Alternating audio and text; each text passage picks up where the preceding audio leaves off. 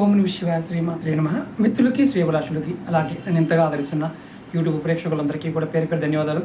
మిత్రులరా, మీ అందరికీ పరాదేవత ఎలవెల్లా మీతో ఉండి మీ మనోవాంఛ నెరవేర్చాలని మనస్ఫూర్తిగా కోరుకుంటున్నాను.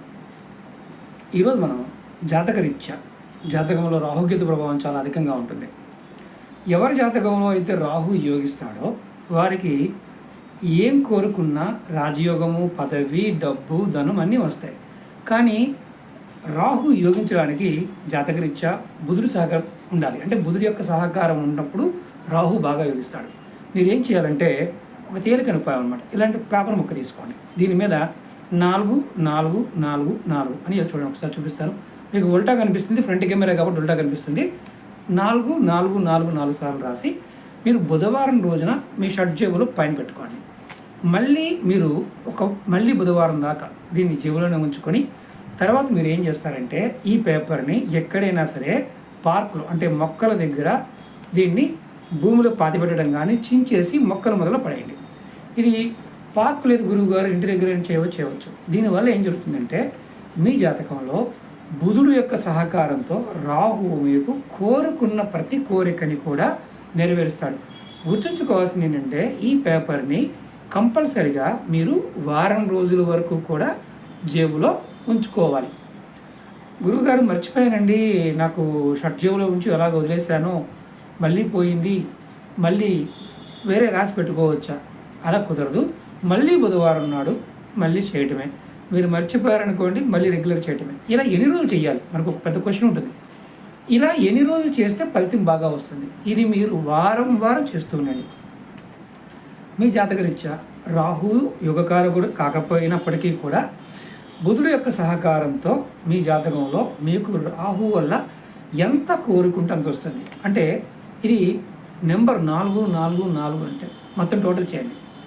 అంటే కేతు వస్తాడు. రాహుకేతువుల యొక్క అనుగ్రహం ఉన్నప్పుడు జాతకంలో విశేషమైన ఫలితాన్ని పొందుతాం. ఎందుకంటే ఈ రాహుకేతువులకి ప్రత్యేకమైన స్థానాలుంటే ఏమీ లేవు. ఏ గ్రహస్థితి బాగున్నప్పుడు ఆ గ్రహస్థితికి వీరు తోడైతే చాలు, ఫలితాలు కూడా మారిపోతూ ఉంటాయి. మీకు రాబోయే రోజుల్లో రాహుకేతువుల గురించి చాలా విషయాలు చెప్తాను. మీరు ఎవరైనా సరే, ఆడవాళ్ళైనా మగవాళ్ళైనా సరే, ఇప్పుడు మరి మగవారంటే జేబులో పెట్టుకోవచ్చు, ఆడవారు ఎక్కడ పెట్టుకోవాలి అని క్వశ్చన్ ఉంటుంది. పర్సులో పెట్టుకోండి. మరి మాది మతం, ఈ మతం కాదు గురువుగారు, మేము పెట్టుకోవచ్చా? ఎవరైనా పెట్టుకోవచ్చు.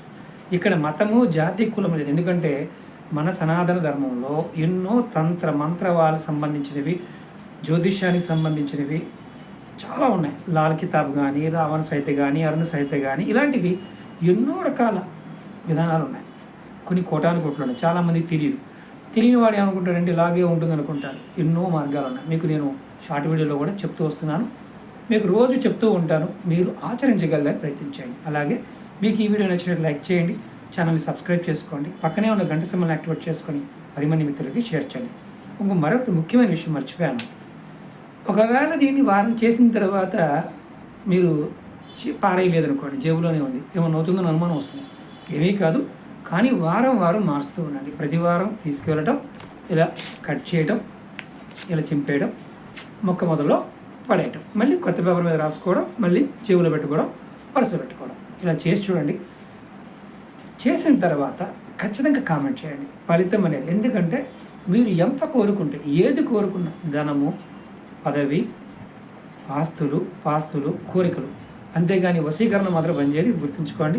కోరుకున్న కోరికలు మీకు వ్యక్తిగతంగా ఏదైతే ఉన్నాయో అవి మాత్రం పనిచేస్తుంది. ప్రయత్నించేయండి, ఫలితాన్ని పొందండి. ఓం నమః శివాయ శ్రీమాత్రే నమః.